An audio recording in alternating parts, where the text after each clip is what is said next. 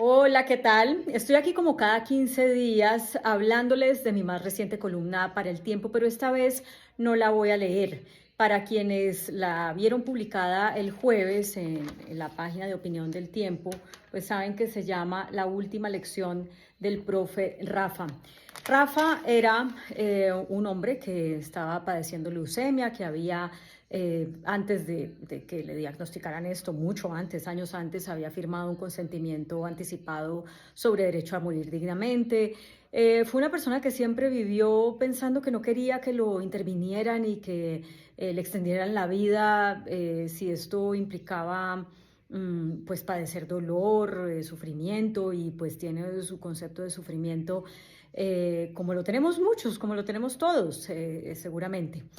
La razón por la que no voy a leer la columna es porque esta vez lo que les voy a compartir es la entrevista que él tuvo la generosidad de hacerme y que la anuncié en la columna, y que, como dije ahí, yo le pregunté varias veces si estaba seguro, y su única condición fue que se publicara luego de que él ya estuviera muerto, en parte porque no quería someterse a lo que se han sometido otras personas de manera muy valiente. No estoy criticando ni juzgando eso, ni mucho menos, como Javier Acosta, que recibió la eutanasia este viernes, mientras afuera del hospital la gente le gritaba que no a la eutanasia, o bueno, casos similares. Él quería ya estar descansando en paz cuando su caso se conociera. Hace aproximadamente un mes y medio entré en contacto con él, conocí su caso a través de la Clínica para la Defensa Jurídica de la Salud y la Fundación Pro Derecho a Morir Dignamente. Y pues realmente, aunque en Colombia ha habido más de 600 eutanasias desde que la Corte amplió el derecho a esto, a la eutanasia, realmente muchos pacientes tienen que padecer lo que padeció Rafael, que a pesar de haber firmado su documento de voluntad anticipada, pues le tocó poner dos tutelas, le tocó recibir dos negaciones a pesar de las órdenes que los jueces dieron, con argumentos como que en Cosmité del comité alguien dijo: yo no estoy de acuerdo con la eutanasia, cuando el punto no es si uno está de acuerdo o no está de acuerdo, que es algo totalmente respetable, sino que hay un derecho garantizado y que el sistema de salud tiene que hacerlo cumplir, y no tiene que someter al paciente como pensaron someter a Rafael por una prueba psiquiátrica cuando ellos mismos habían dicho que él estaba en pleno uso de sus facultades mentales. O sea, trataron de hacer todo lo posible para negarle la eutanasia, y finalmente fue acudiendo a otro lado, a pesar de su precario estado de salud, que la logró.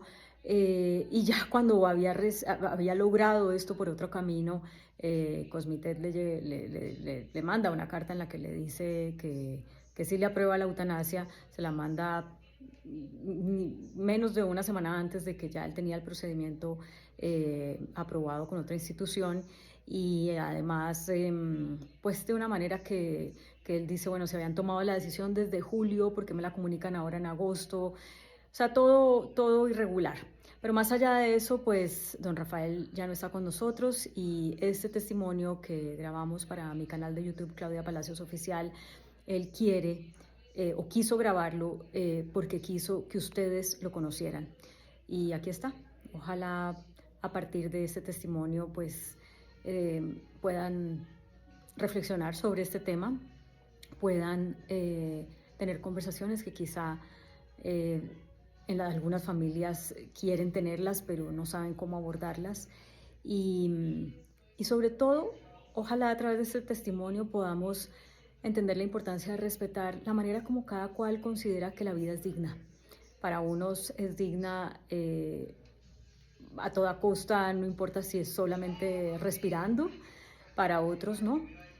Para otros hay posiciones intermedias, y todo eso es legítimo y todo eso es respetable. Entonces no hay que imponerles a los demás lo que nosotros pensamos de vida digna, creo yo. Aquí les dejo la entrevista con don Rafa.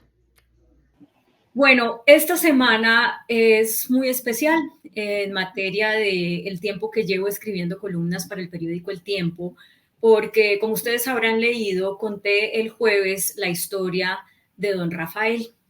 Don Rafael ya no está con nosotros. Esta entrevista la hicimos a comienzos de esta semana, un par de días antes de que a él le practicaran el procedimiento de eutanasia que solicitó. Pero lograr la eutanasia para él no fue fácil. Y a pesar de que en Colombia, desde que la eutanasia es legal, ha habido 692 procedimientos de eutanasia, hay muchas personas como don Rafael que no logran este derecho, pues que la Corte Constitucional en varios fallos ha otorgado. Don Rafael ha tenido la generosidad de tener esta conversación con la condición de que la entrevista sea publicada cuando él ya no esté físicamente en este mundo, eh, y lo hace, no voy a decir yo por qué, se lo voy a preguntar a él. Don Rafa, gusto de saludarlo. ¿Cómo Muy está? buena tarde, ¿cómo estás? Yo Muy estoy estable, que eso es mucho. bueno, señor. ¿Por qué usted ha decidido compartir este testimonio 2 días antes de despedirse de la vida? Porque quiero poner en conocimiento lo difícil que es hacer uso de este derecho que está consagrado en nuestra legislación. Realmente es un camino engorroso, en donde encuentra uno EPS mañosas, negligentes, casi que desconocen los fallos judiciales. En el caso mío, desconocieron tutelas y hubo que recurrir a una segunda instancia, a un fallo proferido por un tribunal superior. Don Rafael, empecemos por el principio. Contémosle a la gente quién es usted. Usted fue por muchos años un profesor de ciencias sociales, Sí. y desde hace mucho tiempo, antes de saber que iba a tener una enfermedad, decidió firmar un documento de derecho a morir dignamente. ¿De dónde le viene eso? ¿Quién es usted? ¿Cómo fue criado? ¿Por qué hizo eso? Bueno, efectivamente, yo fui docente durante 22 años de la Secretaría de Educación del Distrito. Yo en el año 2018 firmé unos documentos que se llaman de voluntad anticipada, documentos que, sí, los conseguí a través de la Fundación Pro Derecho a Morir Dignamente. Eh, Siempre he creído que uno debe tener una calidad de vida, una vida digna, y dentro de eso implica estar en buenas condiciones físicas y de salud. Por lo tanto, cuando conozco que existen estas voluntades anticipadas donde puedo manifestar mi deseo de no prolongar innecesariamente la vida, de no pasar por tratamientos o sí, tratamientos en los cuales sean invasivos, dolorosos, que resulten quizás peor que la enfermedad que uno padece, entonces los firmo con plena conciencia. Yo jamás pensé que más adelante los fuera a usar, porque al fin y al cabo mi diagnóstico apenas fue el año pasado, en el año 2023. Y Pero dígame bueno, una cosa, cuando usted firma esos documentos de voluntad anticipada, usted lo que dice es, porque uno siempre hay un espacio en blanco donde uno puede como hacer añadir. a la medida, ¿no? A la medida. Usted dijo, ¿qué? Usted dijo, yo en determinadas circunstancias o hasta qué tiempo de determinada enfermedad o desde que me hagan un diagnóstico aunque no la esté pasando mal. ¿Cómo usted expresó esa voluntad de morir dignamente? ¿Qué es morir dignamente para usted, entre otras cosas? Creo que está asociado el vivir dignamente con morir dignamente. Creo que están asociados. Porque es que no se trata simplemente de limitarse a respirar. El vivir dignamente también es que puedas realizar las actividades que le gusta a uno, que le satisface. Y cuando ya no es posible eso, creo que es necesario en mi pensamiento lo es, retirarse con dignidad, morir dignamente, no en un estado deplorable, ya descompuesto el cuerpo de uno, no tenemos por qué llegar a esa degradación. No me parece que sea digno de una persona que tenga que morir en ese estado de postración. Entonces, por ello, hice uso cuando me diagnosticaron mi mieloma. Yo fui claro, por ejemplo, también en otra cosa, y es que yo no quería sino tratamiento paliativo. No quería a lo que estoy padeciendo agregarle otros padecimientos causados, por ejemplo, por una quimioterapia. No quería agregar más dolor al que ya estaba manejando. Antes de entrar en que usted nos comparta cómo fue todo ese proceso desde el momento en que recibió el diagnóstico, a mí me gustaría ir un poco más atrás en su historia, porque antes de hacer esta entrevista, pues conversamos y usted me contó que usted viene de una familia que es católica y yo le pregunté, bueno, para muchos católicos o para muchas personas que profesan una religión, pues el el que da la vida y el que quita la vida es Dios. Y cuando uno ha sido criado así, ¿no? Y la sociedad, digamos, tiene eso tan presente, apartarse de eso y tomar esa decisión, pues puede ser un poco como, ¿cómo le llamamos a eso? Como un rompimiento con la crianza. ¿Cómo vivió ese rompimiento, si se quiere decir así? Bueno, yo creo que conté también con personas valiosas que me decían, el que va a sufrir y padecer esa enfermedad es usted. Entonces tenga en cuenta que quien debe tomar la decisión es usted. Y me parece que uno debe de verdad ser lo suficientemente honesto, de reconocer que esos dolores, ese sufrimiento que lo postra, que lo va limitando a uno, no le está dando a uno una vida digna, no le permite disfrutar la plenitud. Entonces no tiene sentido seguirla antes cada vez peor o en detrimento de lo que uno vivía antes de la enfermedad. Yo sé que usted rompió con los principios religiosos desde hace muchos años, mucho antes Sí, incluso de tomar de firmar el documento de voluntad el anticipada. consentimiento, sí. Pero frente a eso y pensando en todas las personas que nos están viendo y que tienen unos principios religiosos, pero que consideran que lo que usted está diciendo es razonable, ¿no? Que no hay que someterse a un sufrimiento y demás. ¿Qué mensaje les da usted a esas personas que están como en eso de yo fui criado de una manera, creo en esto, pero a la vez también creo en mi libertad de decidir?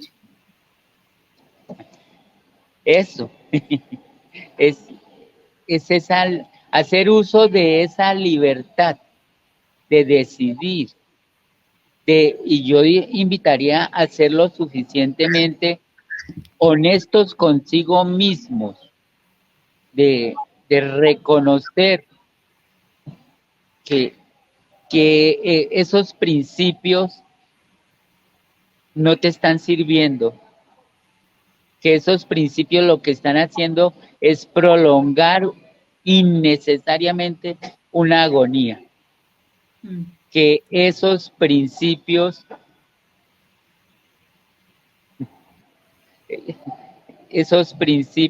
te resultan es más dolorosos, le agregan a uno es más dolor, más angustia, porque yo que estoy padeciendo, que estoy sufriendo y que por esos principios lo siga haciendo hasta que quizás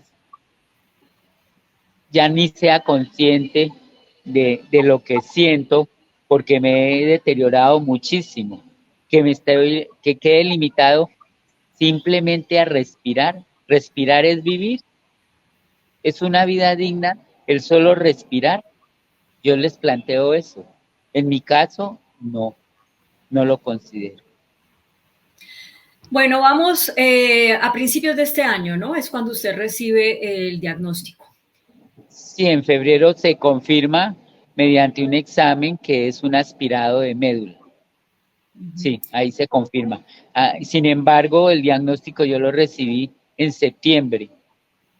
Yo reconozco que me oponía a ese examen de aspirado de médula, pero me convencieron de que era la única manera de tener una certeza científica de que estaba padeciendo el mieloma. Y resultó que sí, es un mieloma múltiple en estado 3. Y ¿Usted, ese examen fue en enero. ¿Por qué se oponía, don Rafa? Porque es invasivo, porque es doloroso.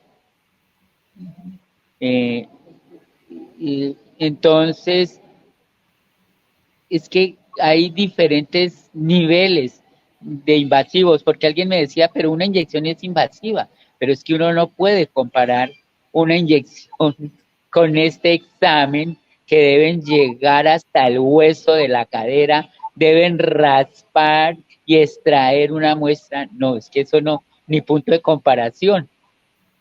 Y por eso era que me oponía. Pero Pero pues entonces, usted se lo hizo porque terminaba siendo un requisito para poder usar su derecho a morir dignamente. cierto es, sí señora. A mí cuando me dicen es el único examen que da la certeza es ese, dije, bueno, me someto a él, lo hago. Pero realmente eso, porque hasta ese momento decían, se presume, pero resulta que esa presunción era cierta, porque yo ya estaba en paliativo. Y es más, con la dosificación que comenzaron de buprenorfina, tuvieron que intensificarla, dado mis dolores, dado lo que me iba postrando. Entonces, pues era presunción porque no existía el examen, pero realmente, bueno, pues sí, había que cumplir con ese requisito y lo hice. Y usted eh, recibe el diagnóstico y en el momento en que recibe el diagnóstico, usted le dice a su médico tratante inmediatamente, yo quiero la eutanasia o qué sucede ahí. Mira, yo la eutanasia la planteo como al mes de haber recibido el diagnóstico en septiembre. Cuando un paciente, esto lo desconoce la mayoría de los pacientes, creo yo, lo vine a conocer yo a raíz de esta situación. Cuando un paciente le informa al médico tratante que uno quiere el procedimiento de la eutanasia, el médico está en la obligación de comunicarlo para que convoquen algo que se llama un comité interdisciplinario.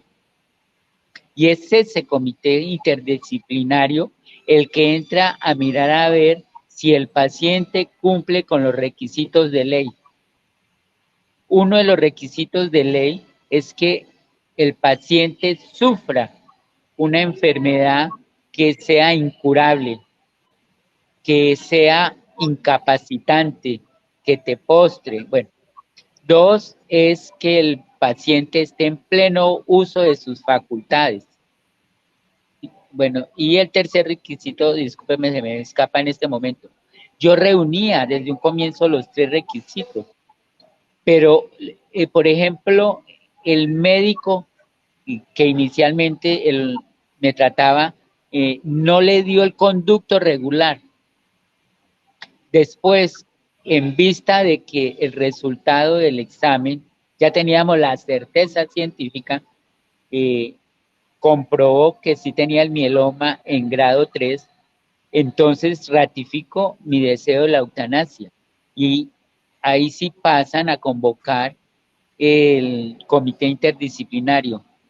El Cuando usted, comité lo... un segundo, don Rafa, cuando usted le pide esto al médico sin tener todavía la certeza porque no le habían hecho el examen y el médico no convoca el comité, usted le reclama al médico, que entiendo era de la EPS Cosmitet, ¿usted le reclama a él por no hacer eso y él le da alguna respuesta o usted no le dice nada? No, no, yo no. Realmente es que mira, ahorita me dejes caer en cuenta, muchos pacientes desconocemos que un derecho de uno es a elegir qué tratamiento quiere. Uno como paciente tiene derecho a decirle no a un médico. Uno como paciente tiene derecho a pedir explicación de lo que le están proponiendo. Bueno, estoy retomando tu pregunta. Yo sí manifestaba mi deseo de la eutanasia, pero como no le daba trámite, yo lo tomaba normal. Yo realmente agradezco muchísimo, es la compañía jurídica que recibí de la Clínica Jurídica de la Salud, porque uno entra a ser asesorado desde el punto de vista legal y de manera correcta, porque o si no uno continúa dando palos de ciego y se siente como solo en esa lucha, desamparado. Entonces a mí sí me ayudó muchísimo el acompañamiento que me hizo la clínica jurídica. Usted Ya empieza con ese acompañamiento ya después cuando recibe el diagnóstico, ¿cierto? un poco antes, un tiempo antes, pero sí ya en firme lo recibo porque ya al tener la prueba que se necesitaba, ya entro, sí, efectivamente, a un acompañamiento jurídico permanente, consistente. Y bueno, listo, usted recibe el diagnóstico y usted dice inmediatamente, le dice al médico, bueno, esto ya sabíamos, ya tiene su diagnóstico, ahorita sí convoque el comité porque yo me reafirman que quiero la eutanasia, ¿sí? Sí, pero mira, un comité interdisciplinario es para que verifique que el paciente reúne los requisitos de ley. No se reúne un comité para que los integrantes se pronuncien desde su óptica religiosa o sus valores éticos. No. Y eso infortunadamente fue lo que me sucedió a mí con el comité interdisciplinario de la EPS Cosmitet. Y me sucedió en 2 ocasiones diferentes. Negaban, pero y uno lee y se niegan porque dicen, no, es que no estoy de acuerdo con la eutanasia. No es que no se le está preguntando si está o no de acuerdo con la eutanasia. El comité lo que debe entrar a verificar si reúno los requisitos de ley, los 3 requisitos que nombré hace un poco atrás, o de Sí. los 2 que me... Sí. Y bueno, a usted le dan la primera respuesta que es no, y usted ve que entre los argumentos está esto que ya nos explicó, que yo no estoy de acuerdo con la eutanasia y demás. Sí. Y entonces ahí es que dice, pues hay que poner una tutela, le dicen, la asesoran, hay que poner una tutela, etcétera. Efectivamente. Y esto lo lleva a un camino legal que no fue fácil. Cuéntenos, No, para nada. Háganos el resumen, por favor, de ese camino legal. Ese camino legal, sí, ese camino jurídico implicó no una, sino 2 tutelas. Y a pesar de eso, la EPS, yo diría de manera mañosa, llegó a pedir explicación de la tutela que fallaba a mi favor. Y hubo que recurrir al Tribunal Superior, o sea, a una segunda instancia. Y sin embargo, se negó a llegar a situaciones. Ay, ya, me envía un correo electrónico el 22 de agosto en donde aparece una carta, primero sin fecha. Al leer el cuerpo de la carta, nombra una fecha que es el 11 de julio, donde tomaron supuestamente la decisión autorizando la eutanasia. Y resulta que la carta en mi correo llega el 22 de agosto. Realmente yo sí tengo que decir que Cosmitet era la EPS que yo tenía o con la que más bregué para obtener el derecho a la eutanasia, fue muy marrullera, por decirlo menos, frente a las acciones jurídicas que se tomaban para que obtener mi derecho a la eutanasia. Realmente. ¿Y usted qué opinión tiene también de la forma como jurídicamente el juzgado y el tribunal manejaron esto? ¿Ve ahí que se manejó bien, acorde con lo que la Corte Constitucional ha fallado, o vio oportunidades de mejora de cara a otros pacientes? No, es que indudable, yo sí veo, que el tribunal en la segunda instancia hace una argumentación jurídica sustentado en las sentencias de la Corte Constitucional, en línea con eso, y para llevar a fallar a favor mío en ese derecho que tengo consagrado. Es más, hay la tutela y el fallo del Tribunal Superior, yo diría que le jala las orejas a la EPS por la manera como le da largas al asunto. Es que no se ajusta a lo consagrado en la legislación. Entonces, yo sí diría que en el caso mío, tanto los juzgados, en el caso de las tutelas, como el Tribunal Superior, fallaron en derecho. Ese era el Tribunal Superior de... El Tribunal Superior de Cali sacó, o ese fallo lo dio el 3 de julio. ¿Qué tribunal exactamente? No lo tengo aquí a mano y se me escapa, pero sí, un Tribunal Superior de Cali. Don Rafael, paralelamente a eso, ustedes con la asesoría de la Clínica de la Salud tuvieron que poner otro recurso jurídico porque usted también, mientras tanto, pues necesita sus medicamentos para los paliativos y demás. Y eso también falló.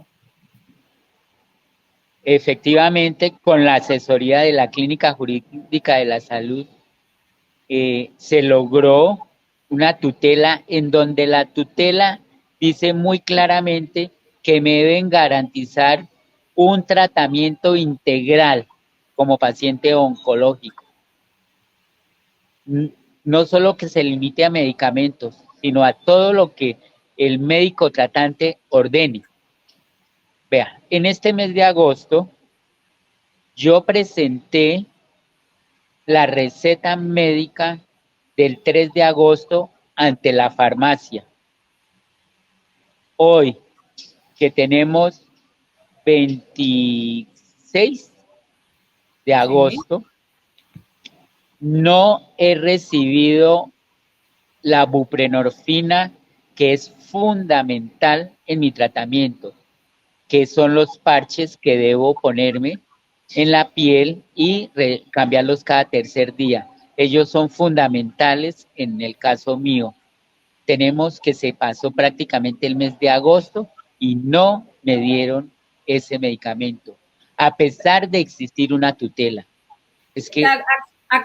precisemos una cosa acá. Usted, como esta EPS era ligada a su pensión por el magisterio, ¿cierto? Y como todo esto ha coincidido con el cambio del sistema. Con un cambio que sí, que me afectó en el sentido de que entonces una EPS quiso botarle la pelota a la otra. Por ejemplo, yo venía con una EPS hasta el mes de junio que se llama Cosmitet, ¿sí? Coincidió con el cambio y pasé a una EPS que es Christus Synergy. Entonces, en esto también la EPS Cosmitet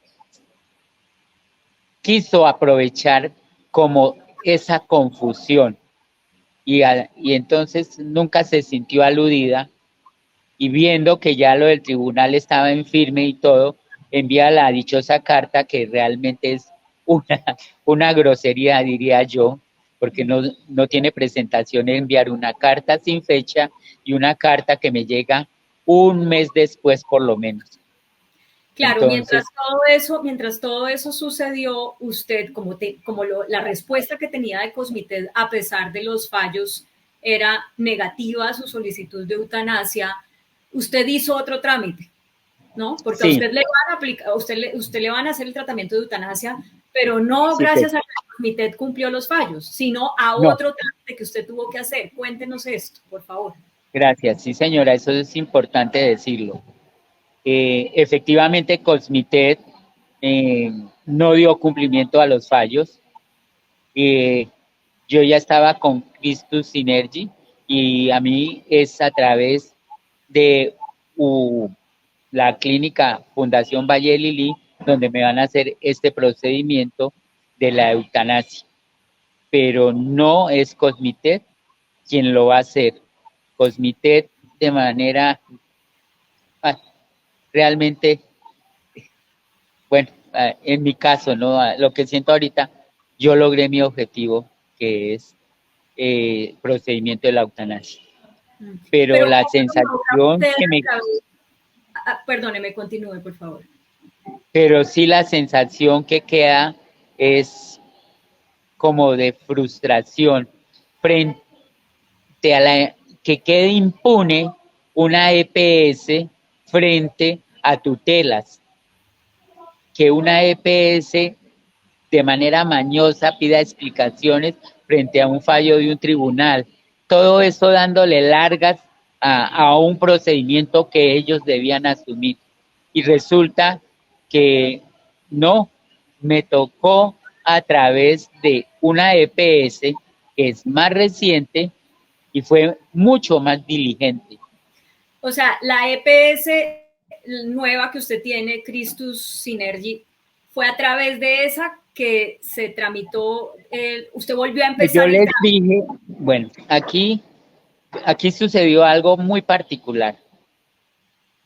Yo le dije a Christus Synergy que estaba interesado en el procedimiento de la eutanasia y tengo la carta, la conserva Liliana, en donde responden que no me hacen ese tratamiento, que ellos no hacen, perdón, que ellos no hacen ese procedimiento, no tratamiento, no hacen ese procedimiento, me responde.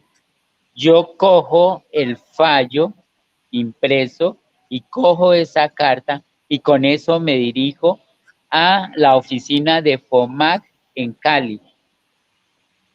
El Y fondo del son magisterio. ellos, sí señora, sí, la que maneja los recursos de la salud del magisterio.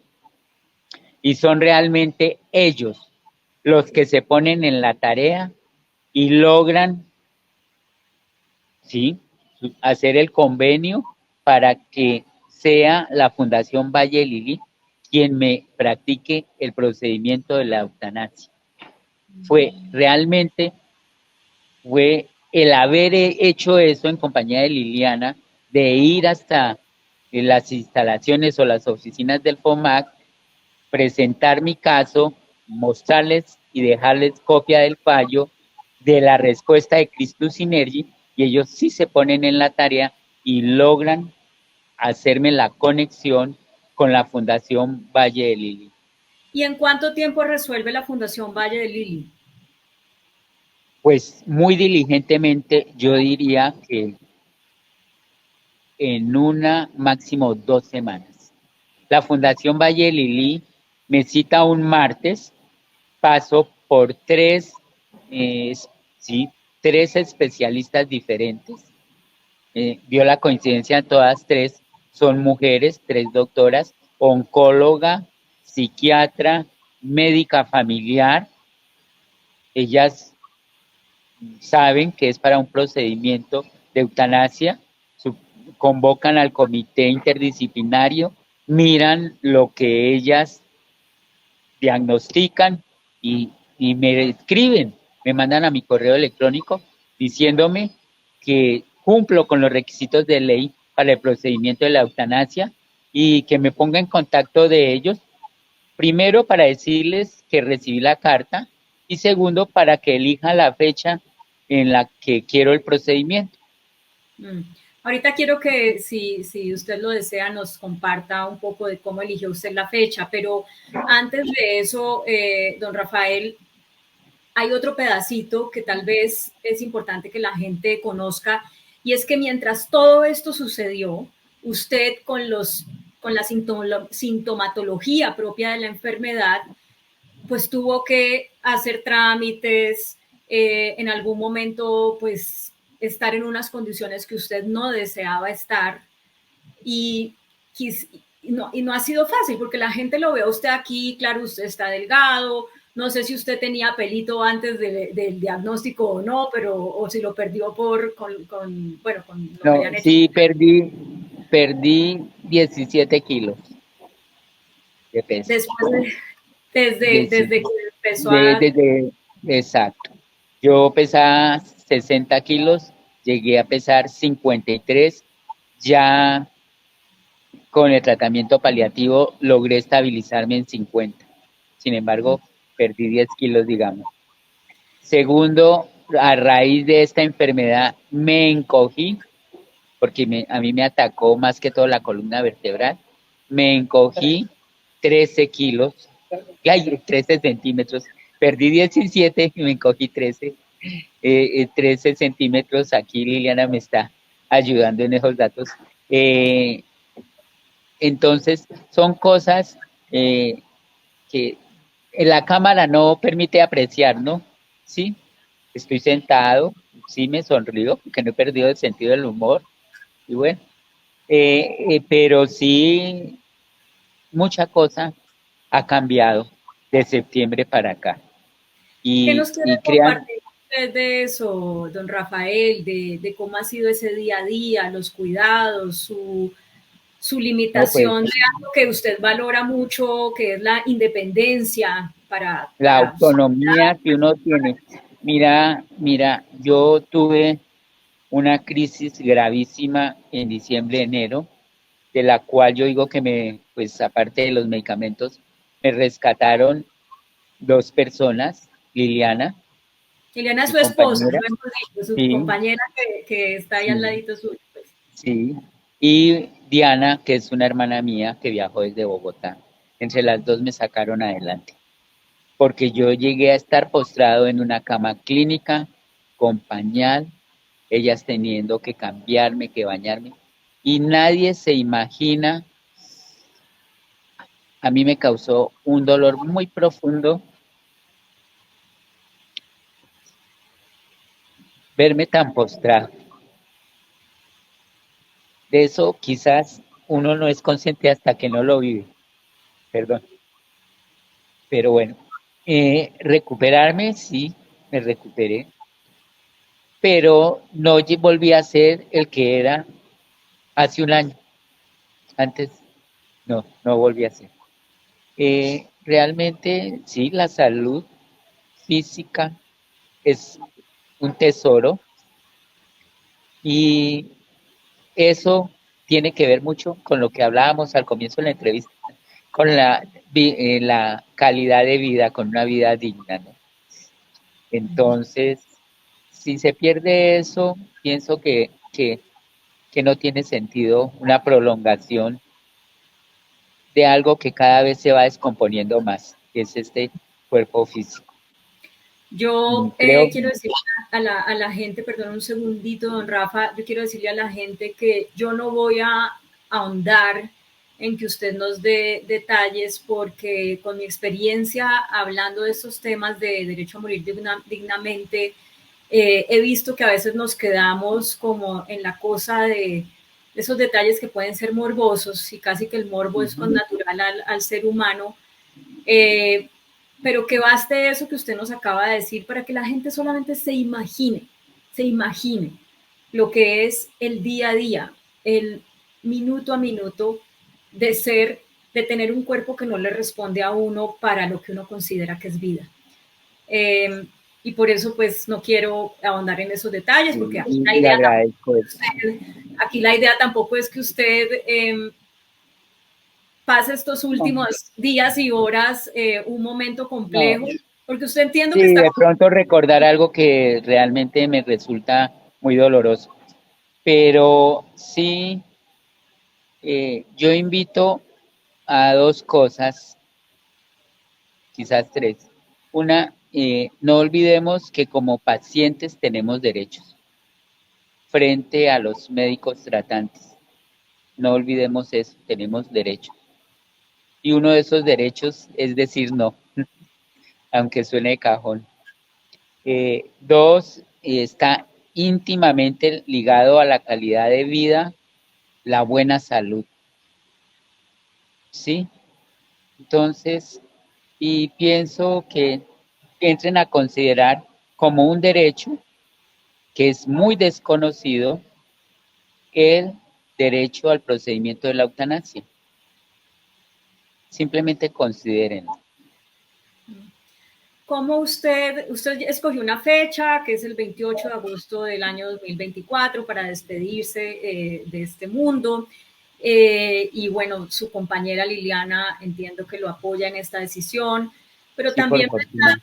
también pensando en esas personas que están en esto, en algo similar, y que están rodeados de una familia que saben que, pues, que va a sufrir la ausencia, que, bueno, lo obvio, ¿no? ¿Usted qué les dice a esas personas que están en esa situación desde su propia experiencia? Eh, bueno, yo quizás he omitido decir algo, y es que he contado con el apoyo también de mis hermanas y hermanos en este proceso. Desde un comienzo estuvieron de acuerdo en que lo mejor sí era la eutanasia, ¿no? Y entonces eso también es valioso, sentir ese apoyo, que estén de acuerdo. Eh, no, ya, ya la fecha, digamos, consideramos que era la mejor. Mira, hasta el hecho de que haya pasado todo, justamente todo el mes de agosto, y no haya recibido un medicamento tan fundamental, eso como que son deja señales, ¿no? Puedo tener una tutela que obliga a una EPS a que me garantice tratamientos, medicamentos. Y mira, te voy a otra cosa que no había señalado. Ah, ustedes tienen una tutela. No, pero el medicamento no lo tenemos. Está en proceso de compra. ¿Cómo así? Ah, tienen una tutela. Es como que no tienen mayor cosa o qué. No sé. Son cosas que dice uno, esto aquí mejor pagar y vámonos. Pero con lo que usted acaba de decir me lleva a preguntarle lo siguiente. ¿Usted decidió esta fecha porque está viendo que no cumple, pues que es difícil el cumplimiento de la tutela para los medicamentos, porque está viendo que de pronto sus condiciones podrían ser mejores, pero no lo son, porque el sistema de salud no se las brinda, o usted la escogió porque usted ya independientemente de si tiene o no tiene No, medicamentos, quiere ya irse? no, yo sí algo tenía claro, era que una vez que yo tuviera la aceptación de ese procedimiento, lo hacía lo más pronto posible. Eso lo teníamos claro. Es decir, no lo íbamos a postergar por meses, no. Iba a ser lo más cercano posible. Entonces, realmente fue una grande ayuda el que el FOMAC hubiese entrado en contacto con la Fundación Valle de Lili y que ellos a su vez hubieran dado una respuesta, y de verdad sí teníamos claro que ya teniendo una respuesta positiva sobre el procedimiento de la eutanasia iba a ser lo más cercana a la fecha. Bueno, Sino usted que toma, conté lo otro porque, vea, creo que muchos creemos también en las señales, ¿no? mm, Pero usted, no, a ver. usted toma la decisión hace unos días y dice, listo, es el 28 de agosto. Y en su concepción de lo que es vida digna y muerte digna, ¿cómo han sido estos últimos días? ¿Se ha despedido? ¿Ha bailado? ¿Ha reído? ¿Ha llorado? ¿Ha escrito? ¿Cómo ha sido eso? De todo un poco, si tiene, pues he permanecido las 24 horas con Liliana. Ella ha limitado mucho sus actividades, para estarme acompañando en casi todas las situaciones. Pues sí he hablado con mis hermanos, con los amigos o amigas más allegados, de despedirnos.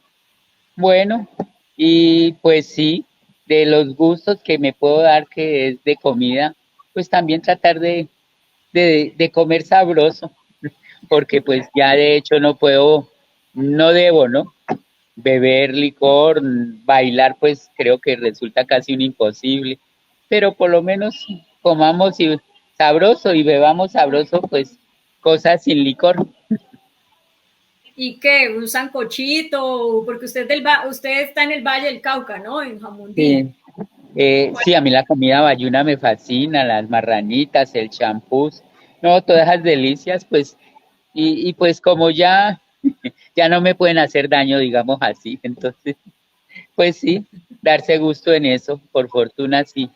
Y pues sí, es doloroso de pronto despedirse de algunas personas. Pues uno a todas las personas quiere, ¿no? Pero no hay unas más entrañables que otras y eso lo descubre uno al tener que despedirse. Ujú. ¿Y Ujú. usted organizó su funeral? Dijo, quiero que No, sea mira así. que eso, ese servicio funerario estaba contratado años atrás, bastantes, bastantes. Y dentro de lo que no quiero servicios religiosos, no, eso lo tengo claro, no sé. Claro que queda a disposición de Liliana, pero si es por mí, no quiero. No, fu- y reunión o algo así propiamente dicho, no. Sí me resultó muy doloroso de pronto despedirme de mi nieto. Creo que es de la persona que más me dolió despedirme. Pero Claro. bueno, afortunadamente es un niño todavía, no, pero sí, también vi mucho dolor en él. Pero sé que lo superará y pronto, Mm. Bueno, pues esperemos. está dando una lección de vida muy importante, no solamente a ese nieto, sino pues a todos. Nos está dando una lección y yo por eso le agradezco su generosidad. Don Rafa, hay gente que la palabra muerte le produce como, ay no, ¡Qué vámonos, terror! Sí, miedo, de eso no se habla, cállate esos ojos, ¿no? En el caso suyo no es así. no, Yo quisiera no, mira, sus reflexiones sobre eso, para tanta gente que le huye a hablar de la muerte y a pensar en la muerte. pero es que lo uno está al lado de lo otro. Lo uno no existe sin lo otro. Se dan en simultánea las dos cosas y a diario. Quizás no reparamos en eso, ¿no? Pero están entrelazadas eh, y pues no, en mi caso no me causa terror, no siento ni temor, me siento tranquilo, siento que es la mejor solución para todos. Mm, Así pues la gente en el momento sienta dolor y extrañeza, ¿no? mm. Pues, don Rafael Fernando Rojas Plazas, muchísimas gracias por haber sacado estos minutos de sus dos Con últimos gusto. días de vida para tener esta conversación, para dar este testimonio y, y bueno, que si hay otro mundo, si hay otras vidas, allá usted pueda estar muy feliz y Que bueno, así sea, gracias. estos Sí, últimos momentos. bueno, los mejores deseos para los que quedan aquí. Gracias, gracias. Gracias. Un saludo a Liliana, que nos ha facilitado mucho poder tener esta conversación. No quiero ni siquiera invitarla a que se exponga acá porque sé que lo que viene para ella después de que usted No se es despida fácil. va a ser difícil. Entonces, pues mi abrazo para ella también y mi gratitud por haber facilitado todo esto. Gracias. Bueno, Bueno, muchas gracias. chao, Hasta don Rafa. luego. Hasta Chao. luego. Que estén bien. Hasta Gracias. luego. Bueno, pues ya ustedes vieron este testimonio de vida. Eh, muy aleccionador desde mi punto de vista. No puedo más que como periodista y como ciudadana, pues a seguir agradeciéndole a don Rafael por la generosidad de compartirlo. Y para ustedes que leyeron la columna o que solamente vieron esta entrevista, pues sencillamente decir que cada quien tiene una forma de concebir lo que es la vida digna y que eso es absolutamente respetable. Tan respetable es que don Rafael haya querido irse, como es respetable que haya personas que quieran que les hagan todos los procedimientos para que puedan extender su vida así estén limitados física o mentalmente. De eso se trata poder hablar de estos temas, de entender que la muerte digna es algo que cada persona decide qué es y que nadie aquí está obligando a otros a morir de una manera que no quiere. Y que en un país donde hemos tenido tanta violencia por tantas décadas y hay tanta gente que ha tenido que morir y que ha muerto en condiciones de violencia, está bien invitar a pensar, o me parece a mí que está bien invitar a pensar, si obligar a la gente que no quiere seguir viviendo por razones como la de don Rafael a hacerlo no es también una forma de violencia. Esa es la pregunta que quiero dejarles y a partir de la cual me gustaría que conversemos. Muchas gracias por escuchar este testimonio, muchas gracias por haber leído la columna del Tiempo y muchas gracias para quienes van a escribir para que sigamos teniendo esta conversación. Esto fue en esta quincena mi columna del Tiempo. Gracias por estar ahí conectados al Tiempo y a mi canal de YouTube Claudia Palacios Oficial. Hasta la próxima.